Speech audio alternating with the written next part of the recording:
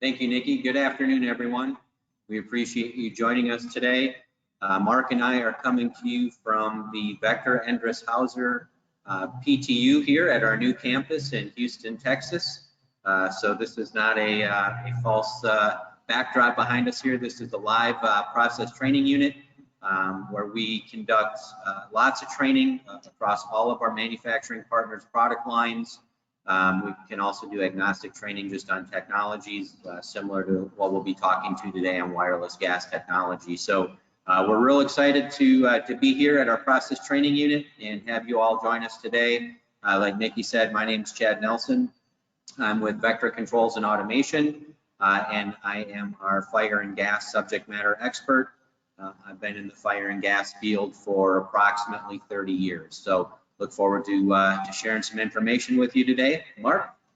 Yeah, thanks, Chad. My name is Mark Seid. I'm the regional sales manager for Draeger Inc. here with the Fire and Gas Systems here located in Houston.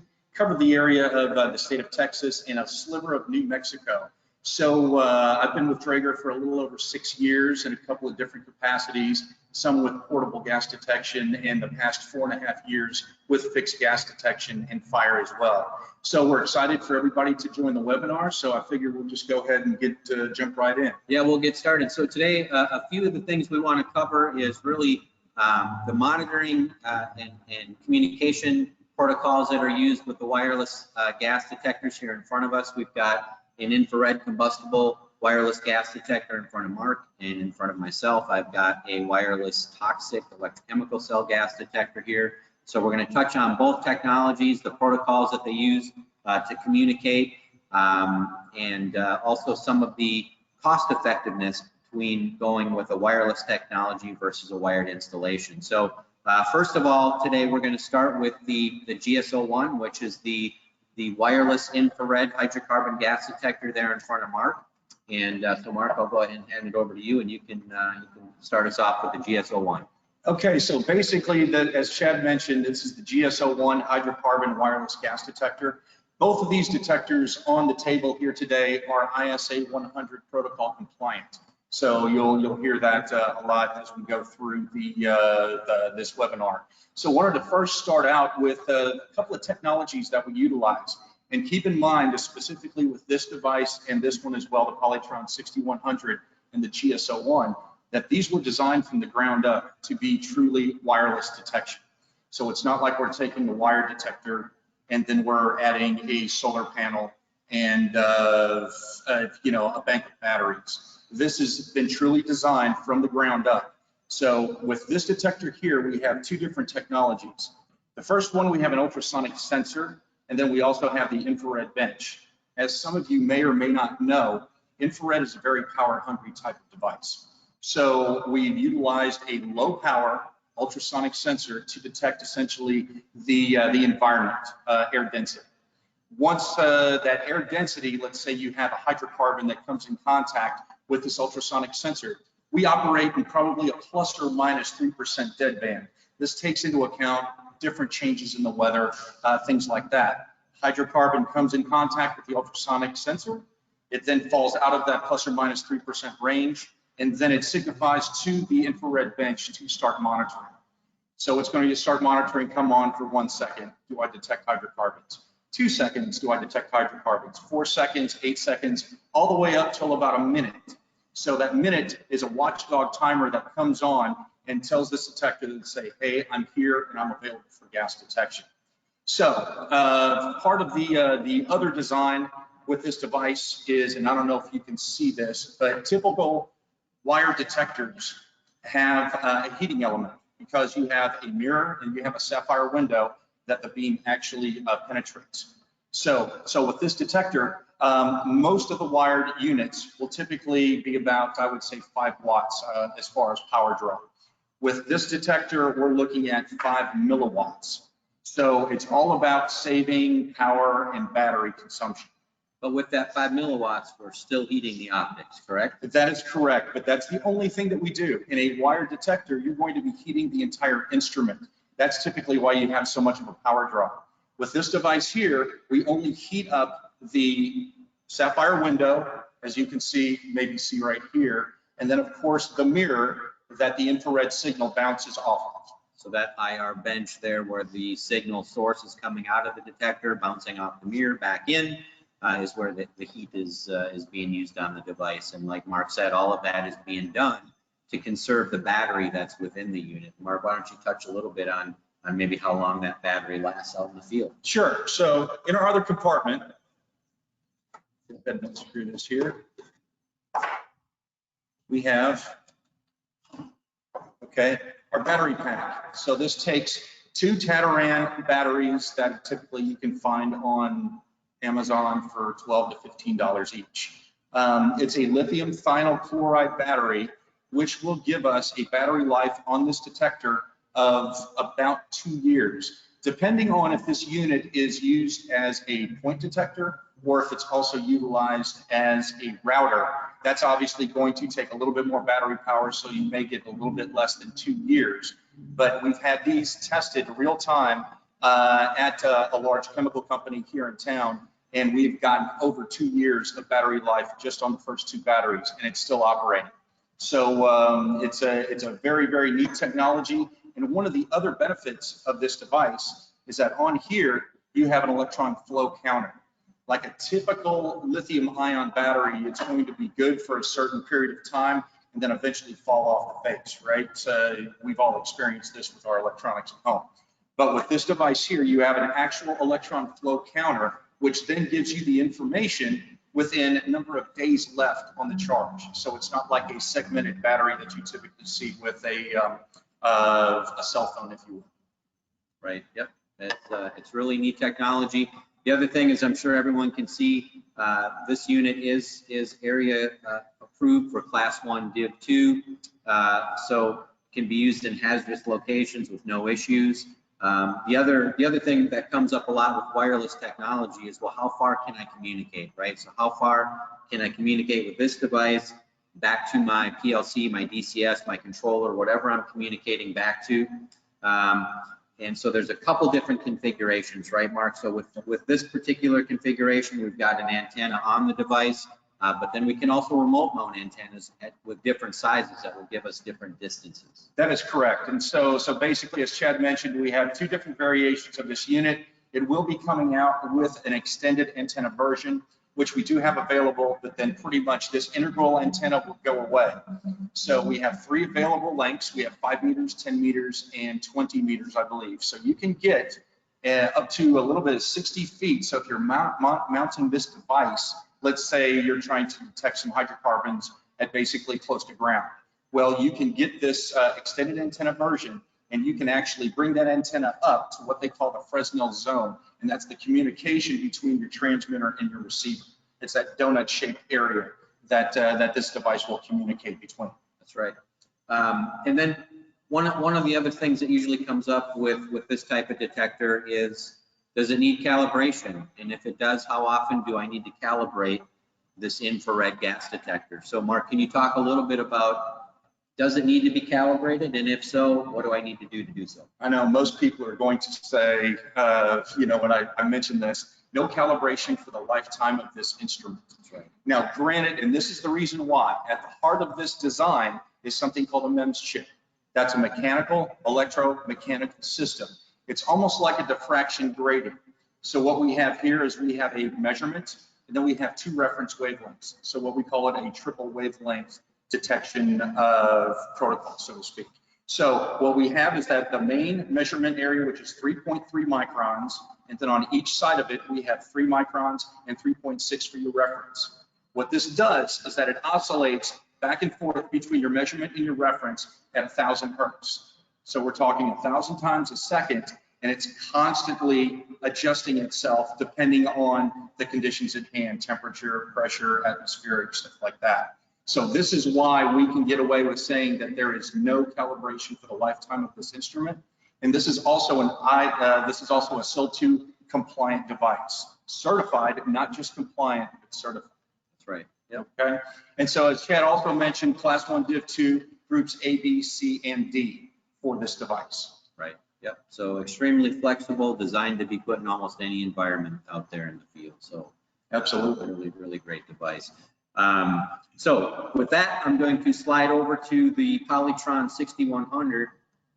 Hold this up for y'all to see. So it looks a little bit different than the GSO1, and this is for toxic gas detection. So this particular device, as you can see, I've got the detector of the sensor here, got some communication protocol and the antenna. So on this device, I don't know if you can see it, but I do have an LED here. Actually, there's 3 LEDs, green, yellow. So you can probably see the green blinking on and off there a little bit, indicates power. Yellow is a fault indicator. I'm not communicating back to anything right now. I'm not tied to anything, so that yellow LED is on.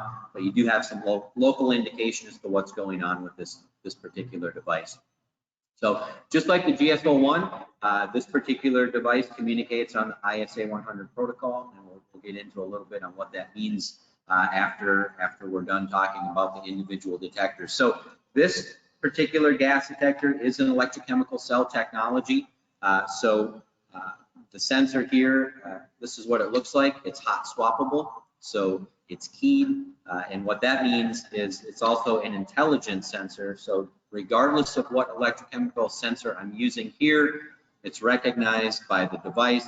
And the beauty with the Draeger units is all of their, for the most part, all of their electrochemical cells can be used in this same device, just as any of their other electrochemical cell devices. And that gives us the ability to detect over 150 different toxic gases with this particular wireless toxic gas detector.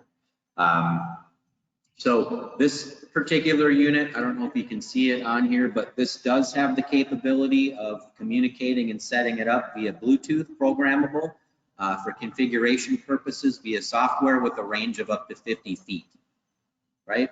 Also, this is a class 1 div 1, class 1 div 2 device, groups ABC with T4 and CSA approvals on this thing, yep. UL as well.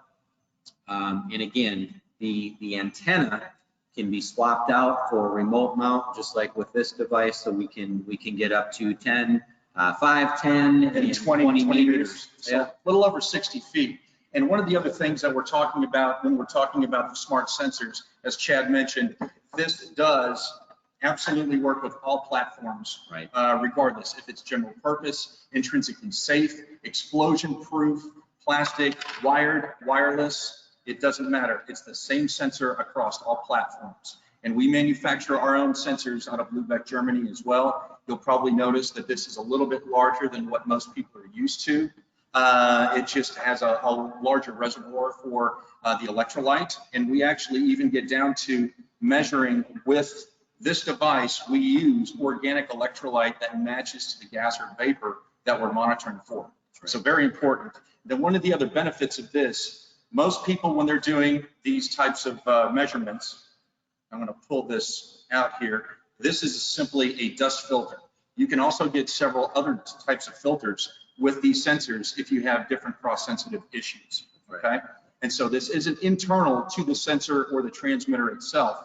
So if you get one of these that's saturated, you can basically just purchase another one and pop it on there. Or if your process changes and there's going to be maybe some other gases present that we don't want any cross-contamination or anything like that, there's filters available that you can, like Mark said, they're external to the sensor, they're not internal, so extremely flexible.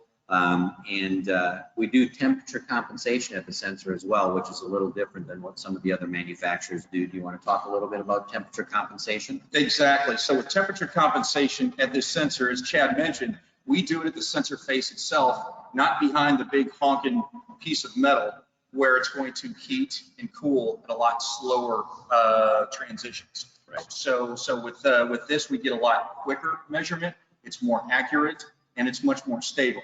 So we're talking about a standard O2 sensor, H2S, CO. We're looking at just starting off at 36 months of warranty. Right. So these things I've seen out in the field last anywhere, depending on concentrations that it's actually experiencing, could be anywhere from 5, 6, 7. I've seen some out there for 8 years. Yeah, so that's an important thing there with the Draeger devices and their sensors, is that their warranty on a lot of their sensors is longer than some of the other sensors in the market actually last in the field. So extremely robust, last a long time. The other thing too is that the Draeger electrochemical sensors actually come calibrated from the factory. That's correct. That because they do make their own sensors, they're able to calibrate the sensors before shipment. And the sensors, electrochemical sensors, if you're not familiar with them, their life cycle starts when they see oxygen. So it's not just when they see power. So how these things are packaged and shipped is extremely important.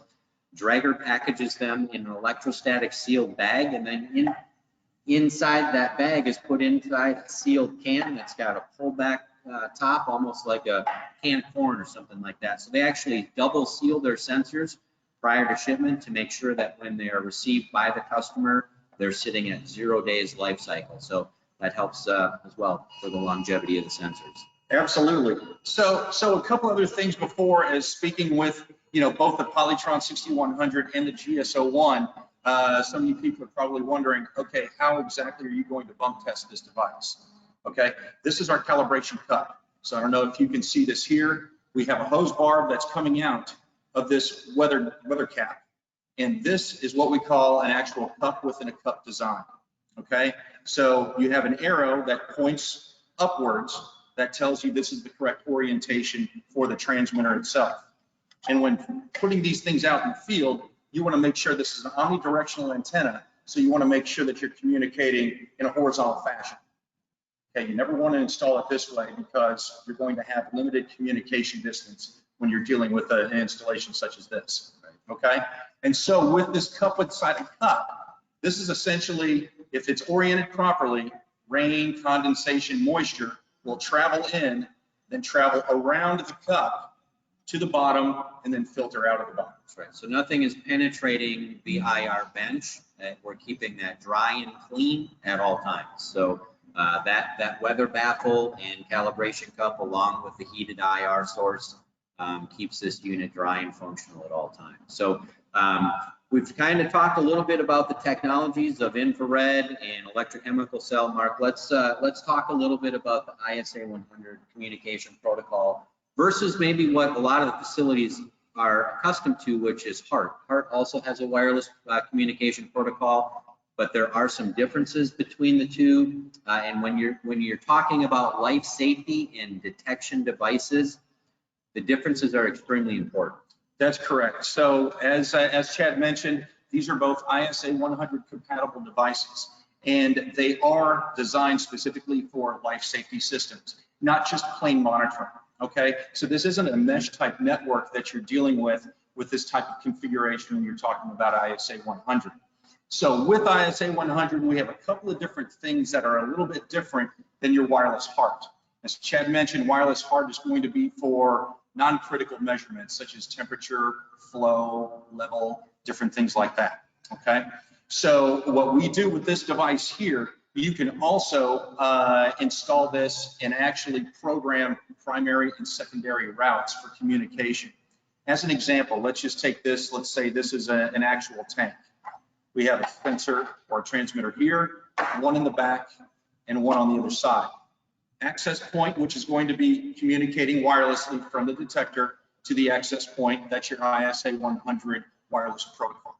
Okay, so let's say your primary routing is going to be from here, this detector, to the one in the back. Okay, let's say a guy's out in the field, he's changing out this battery pack.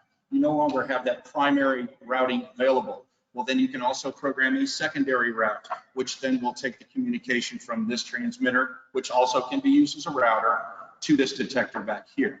So there's a couple of different things. With wireless HART, this type of technology is what they call a mesh type network.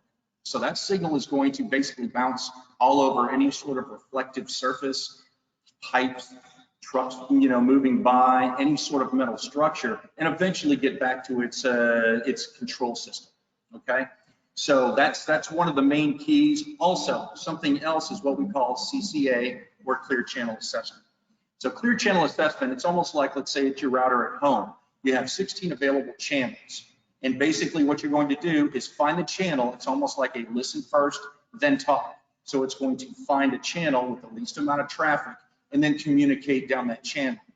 This is extremely important when you're dealing with other wireless technologies. So as we like to say, they kind of play good in sandbox with other wireless technologies that may be installed in your location or your site. And what makes those two things important is that being on the ISA 100 protocol, we're able to establish and maintain a speed of response that's repeatable. That's what allows these devices to maintain a detection and not monitor. They can be part of your safety system on the ISA 100 protocol because we can maintain a repeatable speed of response on all of the devices that are communicating back to your PLC, DCS, or controller. Wireless HART does not provide you a consistent measurable speed of response, which means they now become a monitor if they're a gas detector, but you're using a wireless HART mesh network.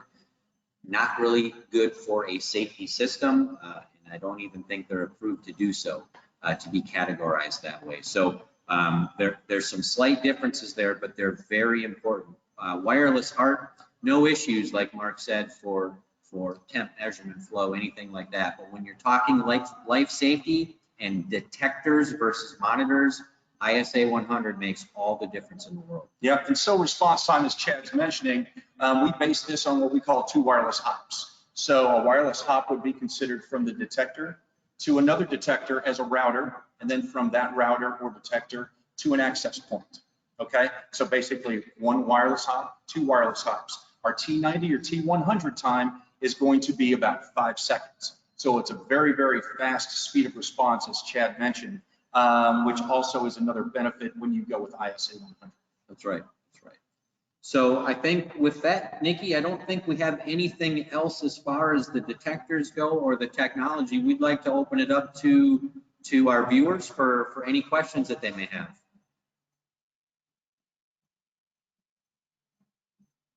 Okay, great idea. We do have a few questions that have come in. This one probably very important. Does weather have any impact on performance? Not really. I mean, weather doesn't have any impact on the wireless communication performance, but we do have available different types of splash guards that all depending on where you're mounting this, if it's in a high spray area or it's mounted maybe close to the ground where you have sort of rain splatter that's coming up and maybe impinging, then we have those splash guards. Here's one, and then here's another, which you could also utilize for the electrochemical sensor. Right. So, but in general, to answer that question, weather itself has no impact on the operation, the function of either one of these devices, and it will have no impact on its communication. Right. Unless it takes a direct lightning strike. Well, right. Yeah. Yeah. There's not too many things that are gonna handle direct lightning strike, but you know, rain, fog, steam, smoke, snow, ice, none of that will have an impact on these devices. So great question. These would have been working last week during the big Texas freeze, Right. so it would have been all right. Right. Okay, great. What kind of distance can you communicate wirelessly? Okay, so probably I would separate this into maybe 3 different segments. If we're looking back behind the PTU, you see a lot of dense structure. So let's start off with that. Maybe something like a structure like this, or an offshore platform, or FPSO, if you will. Everything is packed in kind of tight. So you're talking about maybe 50 meters or about 160 feet. 160 feet in a real congested area. You know, obviously, you know, like Mark was saying earlier, these things can communicate. They've got a, you know, a primary and a secondary point, so that does help. When we get into, you know, maybe like a refinery, something that's not quite as congested, but there's still some structures around. We're up to about 650 feet. Yeah. For a kind of a medium, if you will, congested area. And then in a real large open space, like a tank farm or something where you have you don't have a whole lot of structure that's going to impinge in that signal being transmitted from transmitter to the receiver. We're probably about 1,600 feet, just over 1,600 feet. So we can get a real long ways with communication on these devices. Another great question. And then you also have the ability for repeaters. Yeah. So you can even go further than that 1,640 feet if you do set up different repeaters as well, which are available. Great point. Okay, great. Next question. Are there network keys that are configurable to each gateway? And can you have multiple networks in the same area? So this probably lends itself to, I would say, security of the signal. So this is 128-bit encryption, which is the same encryption technology that typically you'll get with banks or even Wall Street. So it's extremely secure, but it's a little bit different on how it sets up specifically as it communicates between the transmitter itself and the access point and gateway. All depending on who manufactures it. Currently, we operate with Yokogawa and we operate with Honeywell One Wireless. So they do things a little bit differently, whereas Yokogawa, you'll have an actual key that is specific to the transmitter itself. And to add on to that, each specific gas, each individual gas detector has its own address or ID as well. That is correct. Okay, next question. Are there any plans for Cadillac bead option in the future? For catalytic bead, not quite sure. We haven't heard anything as of yet, because obviously this would be primarily for a hydrogen measurement, because infrared has a really tough time with hydrogen. But that's something that I can actually take back to my leadership and see if there's been any sort of discussions as far as design operations for catalytic bead. That's a good question. Okay, great. And the person that asked that, I'll make sure that he's in contact with you then, so you can provide an answer back to him.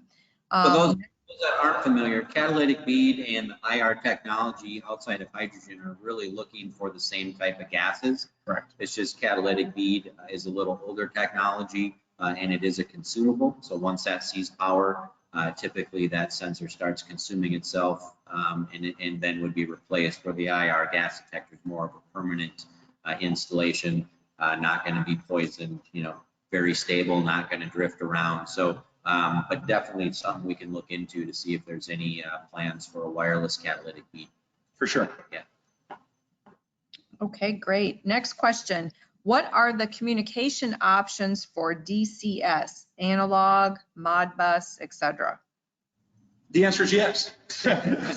so you can bring this back to a DCS or a PLC with analog outputs, but typically you want to take advantage of the Modbus output. So this is going to be Modbus TCP/IP, and there's going to be various addresses or various pieces of information that will be contained in that Modbus registry. So you'll have probably anywhere from 10 to 11 different addresses with different information, such as temperature, methane, propane, which both come standard as this unit.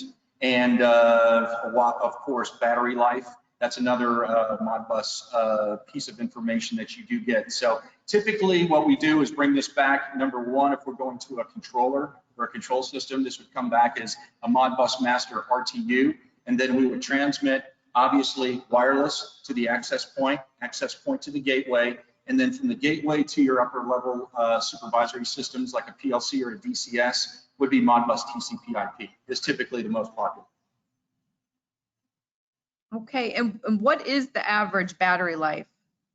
Okay, average battery life of this device, you're looking at about 2 years, depending on if you have this as an end transmitter or if you have this using as maybe a router. Okay, a router, obviously it's going to communicate a lot more, so your battery life is going to diminish accordingly. But we've pretty much tested this out in the field. This device has been, while it may be new to some customers out there, this has been in existence for over 5 years.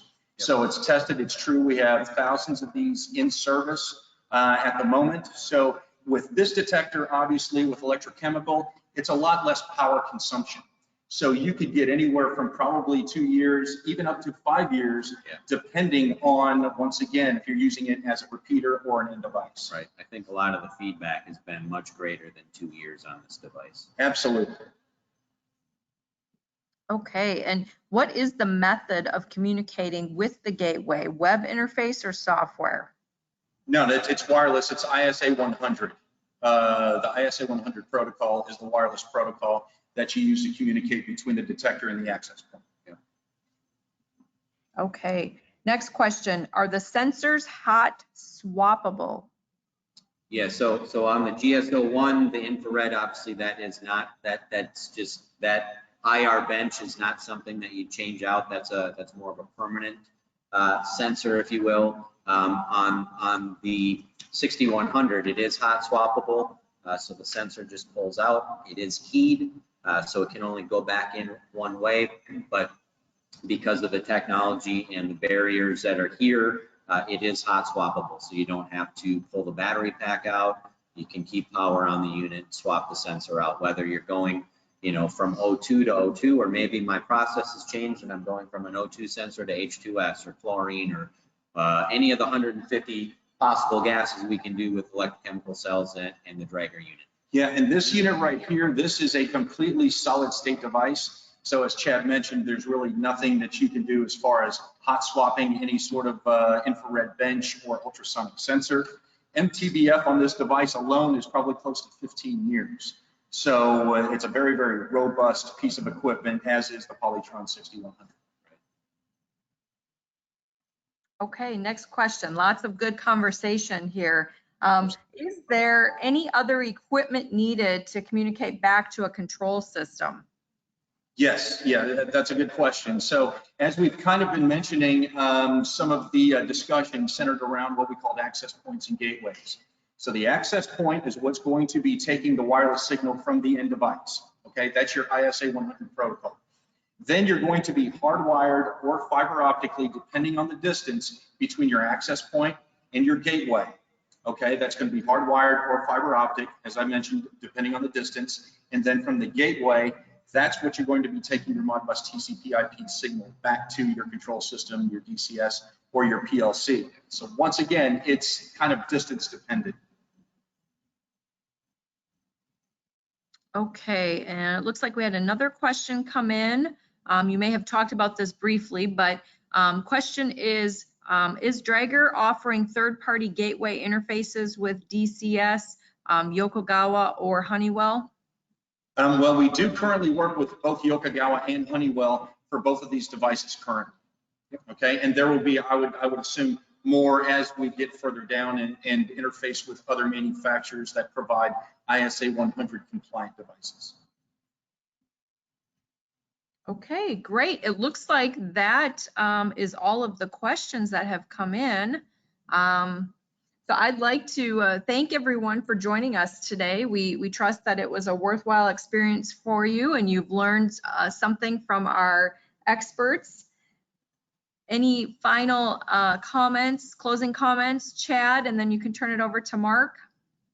No, again, just we'd like to thank everybody for joining us today. Obviously, our contact information is on our website, so if you need to reach out to Mark or myself, feel free to visit either the Draeger or the Vector website, and you can grab our information off of either one of our websites, actually. So, if you think of a question after we wrap up today, or you'd like some additional information on these products, just reach out to us, and we'd be more than happy to have a discussion with anybody.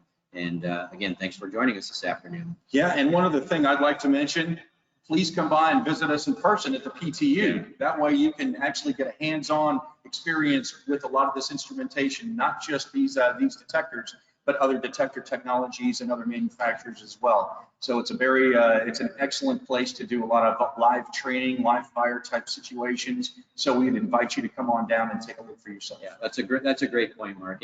Everything you see on the table here is actually mounted on the PTU here, fully functional, tied into the Draeger controller.